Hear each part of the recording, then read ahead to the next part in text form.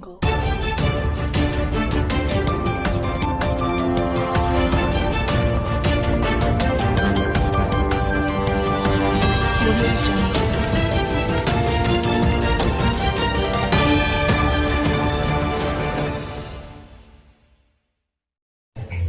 Selamat pagi pemirsa, SMK TAP News hadir menjumpai Anda di edisi kali ini. Bersama saya Riko Tarwardana Putra, informasi terkini dan teraktual seputar Jembatan Jayabaya akan kami sajikan untuk Anda berikut berita utama.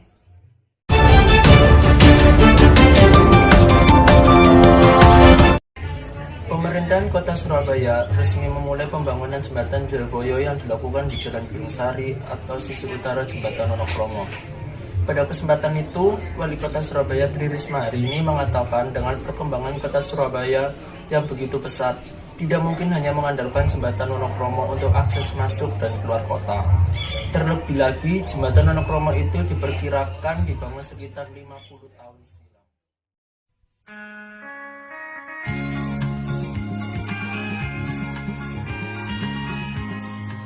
Jembatan ini menghubungkan Frontek Route Barat Jalan Ahmad Yani melalui Jalan Pulau Tegal Sari ke Jalan Jayabaya. Jembatan ini mempunyai panjang 150 meter, memiliki dua jalur dengan lebar lalu lintas 20 meter, yang terdiri dari lebar jalan 3,5 meter, bahu jalan 1,5 meter, pada tiap sisi dan tinggi pilar yaitu 20 meter. Untuk struktur jembatannya terbuat dari beton bertulang dan voided slab. Jembatan Jayabaya menghabiskan anggaran 39 miliar rupiah. Jembatan Jayabaya ini tidak kalah dengan jembatan-jembatan yang ada di kota Surabaya. Mantan Wali Kota Surabaya, Ibu Tri Risma hari ini memastikan jembatan ini akan terkoneksi dengan terminal Intermoda Jayabaya atau yang disebut dengan TJ, sehingga pengunjung kebun binatang Surabaya bisa memarkirkan kendaraannya di terminal Intermoda Jayabaya yang dilengkapi dengan park and ride dan CCTV 24 jam. Mantan Wali Kota Surabaya, Ibu Tri Risma hari ini menyebutkan jembatan baru ini bisa dinikmati dan disaksikan dari lantai 5 Terminal Intermoda Jayabaya yang sampai saat ini juga masih dalam proses finishing. Di lantai 5 itu, kata Ibu Risma, nantinya warga bisa menyaksikan Jembatan Jayabaya dan bisa menikmati suasana kota Surabaya. Karena jembatan itu didesain khusus untuk menjadi wahana rekreasi keluarga dan rekreasi heritage. Bahkan di Jembatan Jayabaya nantinya juga akan ada tempat khusus untuk melihat dan menikmati suasana kota Surabaya.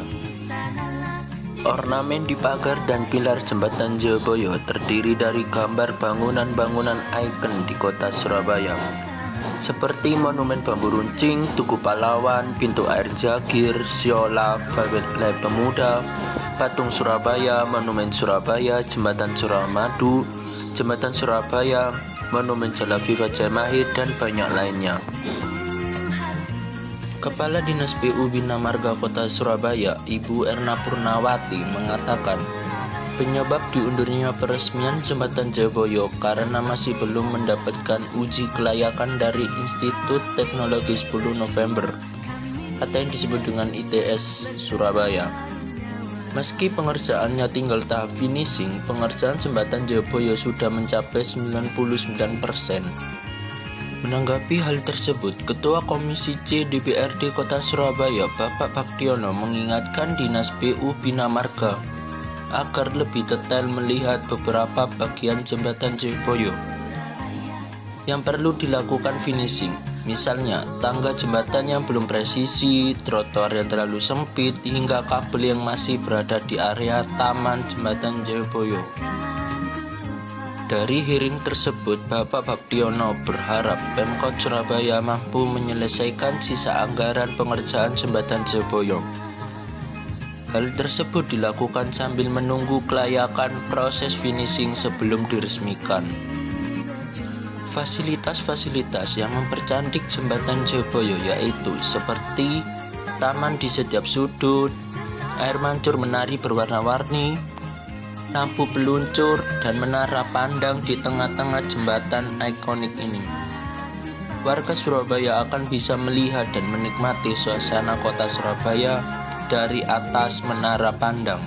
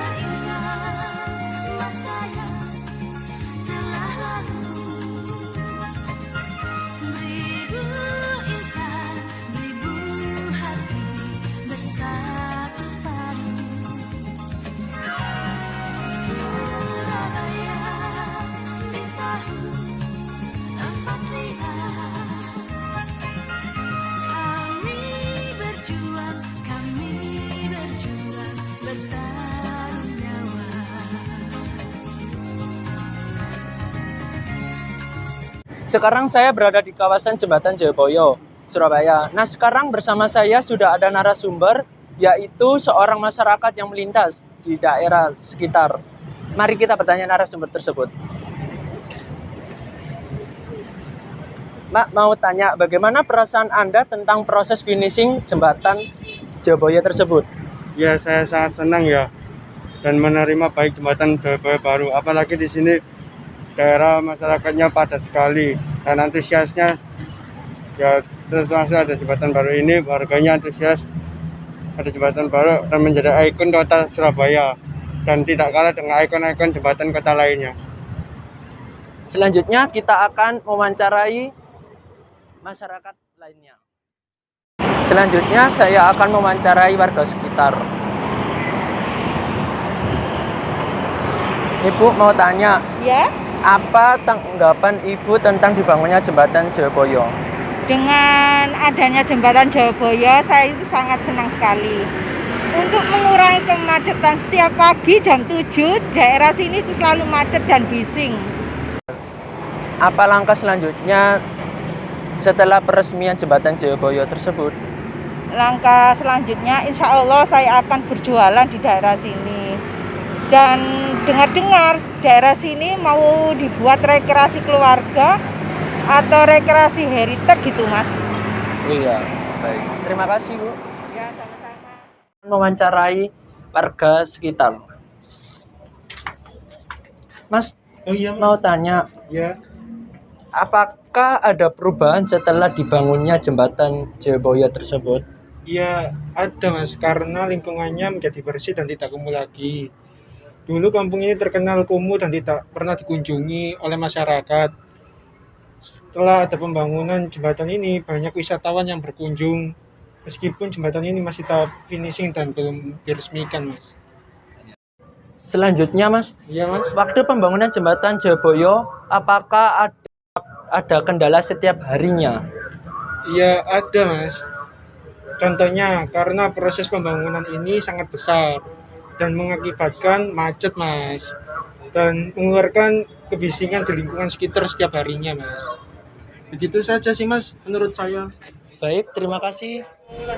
Ya.